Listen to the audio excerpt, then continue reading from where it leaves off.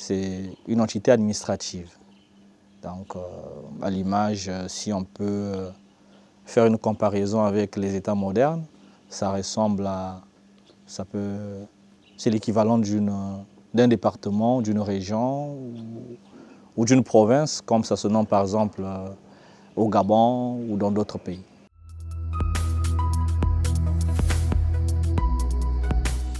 Il y en avait 7 provinces qui sont symbolisées dans l'emblème du royaume par 7 étoiles, une main piquetée de 7 étoiles.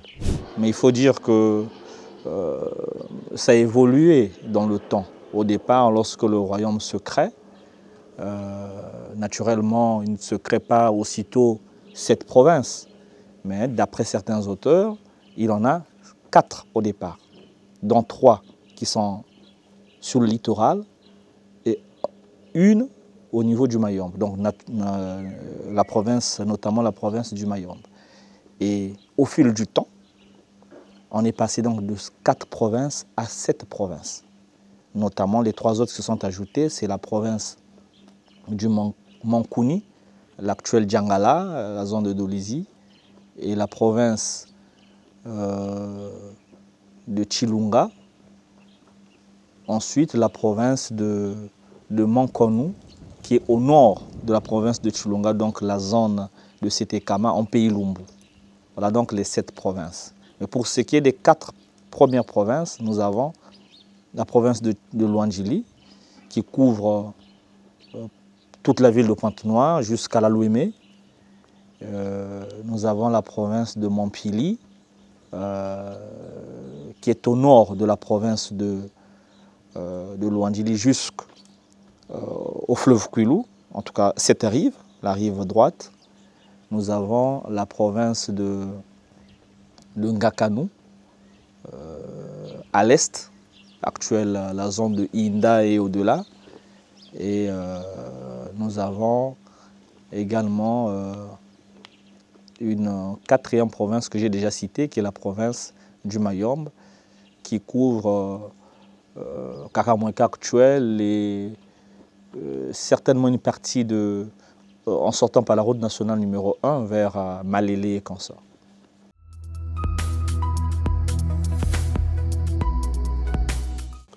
Les gouverneurs sont nommés par Sa Majesté le Roi. Maintenant, quand il s'agit du processus de nomination, je crois que c'est le conseil qui se trouve autour de Sa Majesté qui se réunit pour nommer les différentes, les différents gouverneurs des provinces. Déjà, il faut dire que toutes les fonctions au sein du royaume Luango, c'est le roi, Sa Majesté le roi, qui procède aux nominations. Aucune fonction n'échappe à ce dernier.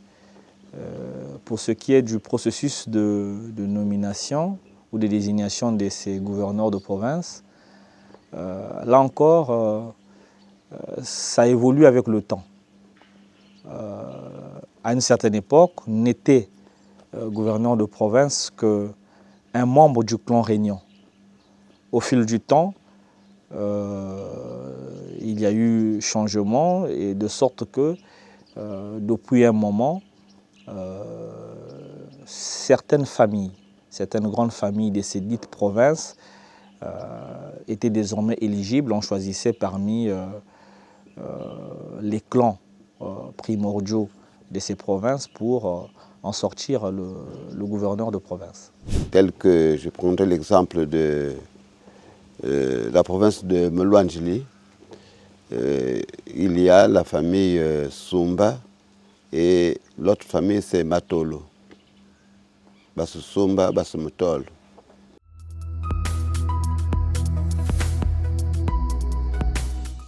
Son rôle, c'est de suppléer Sa Majesté.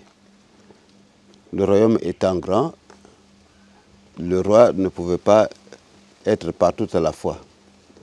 Et ce sont les gouverneurs qui faisaient exécuter les ordres du roi. D'ailleurs, il faut dire que c'est pratiquement à l'image même du gouvernement central, du gouvernement royal, que se constitue également, on va dire, un gouvernorat au sein de chaque province. Donc le gouverneur de province a autour de lui également des ministres qu'on pourrait appeler des ministres provinciaux, voilà, à l'image du gouvernement central. Donc ils représentent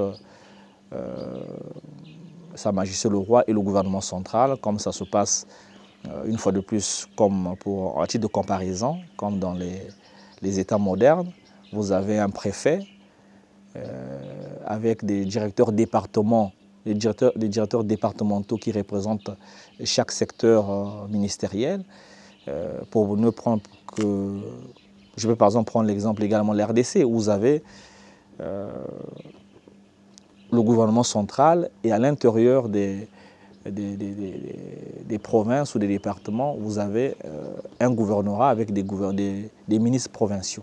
Donc c'est à cette image-là que ça se passait.